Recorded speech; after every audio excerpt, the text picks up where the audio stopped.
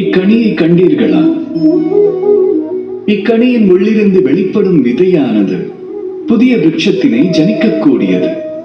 அந்த புதிய விருட்சமோ இது போன்ற அநேக கனிகளுக்கு வாழ்வு கொடுக்கும். எனினும் இந்த கனிக்கும் விதைக்கும் இடையிலான நெருங்கிய பந்தம் குறித்து என்றேனும் தாம் சிந்தித்ததுண்டா? அதோடு விருட்சத்தின் வேர் மற்றும் அதன் கிளைகளுக்கிடையே இத்தனை இடைவெளியானது ஏன்? ஏனெனில் இடைவெளி அங்கு அவசியம். தாம் எவரையாவது என்றும் தம் அருகில் இருத்திக் கொள்ள விரும்பினால் அவருடனான இடைவெளியை பரிபாலிப்பதும் அவசியம். ஏனெனில் அந்த இடைவெளியின் காரணத்தால் தான் தமக்கு தனது துணைவரின் மகத்துவம் குறித்த தெளிவானது ஏற்படும். அந்த இடைவெளியே அவருடன் தாம் மீண்டும் இணைவதற்கான ஊக்கமும் அளிக்கக்கூடியதாக மாறும். ஆகையால் நினைவில் கொள்ளுங்கள், இடைவெளிகளானது இடையூறுகள் அல்ல.